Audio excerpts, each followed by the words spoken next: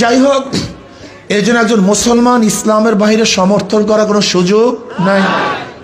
প্রশ্ন হলো, হিন্দুরা কেন সমর্থন করবে, খ্রিস্টানরা কেন ইসলামের পক্ষে সমর্থন করবে? শান্তি পাওয়ার জন্য, মুক্তি পাওয়ার জন্য, নিরাপত্তা পাওয়ার জন্য। আমাকে অনেকে প্রশ্ন করে, এই সাংবাদিকরা প্রশ্ন করে, হুজুর যদি আওয়ামী লীগ নির্বাচনে অংশগ্রহণ না করে তাহলে আওয়ামী লীগের লিডাররা তো পালিয়ে গেছে কিন্তু ভোটাররা তো পালায়নি, তারা কাদেরকে ভোট দিবে?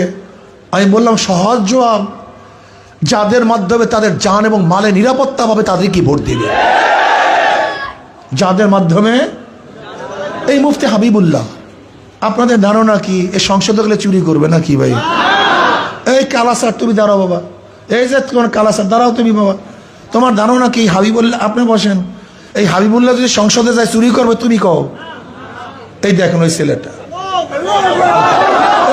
এই যে সবুজ, তুমি বলো বাবা, এই যে তুমি এই যে ছাত্রটা বলো, এই হাবিবুল্লাহ যদি এই সংসদে যায় ও চুরি করবে? দেখেন ছোট্ট একটা বাচ্চা, ওর মনের মধ্যে সাক্ষী। শোনেন, মনকে ধোকা দেয়া যায় না, কিন্তু আমরা মনের সাথে ধোকাবাজি করি, কথা ঠিক না?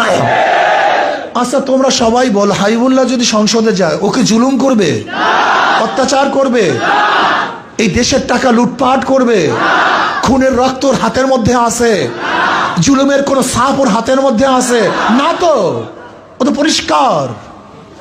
কিন্তু যাদেরকে ভোট দেওয়ারা জালেম, গুন্ডা, বদমাশ, খুনি, ওরা দেশকে লুটপাটের স্বর্গরাজ্য কায়েম করেছে। আমি বিশ্বাস করি যদি আজকে ঈশ্বর গজানো সক্য হন, গরিব রক, আমি সবচেয়ে আশ্চর্য হয়ে যাই গরিবদের জন্য, সবচেয়ে বেশি আমার কষ্ট লাগে গরিবদের জন্য। নিজের ভালো তো পাগলেও বুঝে, কিন্তু গরিবরা নিজের ভালোটাও বুঝে না। ইসলামের গোটা অর্থনীতি গরিবদের জন্য। পুঁজিবাজি অর্থনীতি কিয়ামত পর্যন্ত চলবে। এই যে ধরে নেন বেসিক ব্যাংক লিমিটেড, আপনি এখানে যাবেন, ম্যানেজার সাহেব আমাকে 10 লক্ষ টাকা লোন দেন, ম্যানেজার সাহেব কি বলবে? লোন দেবো তো মর্গেজ দেন। আপনি বলবেন আমি তো গরিব মানুষ, গরিবদের জন্য ব্যাংকের টাকা নেই। ব্যাংক তাকেই দেয় যার আছে, যার নাই ব্যাংক তাকে দেয় না। এর জন্য শুধু ধনীরা ধনী হয়। আপনি কি জানেন গোটা বাংলাদেশের অর্থনীতি কয় পরিবারের কাছে?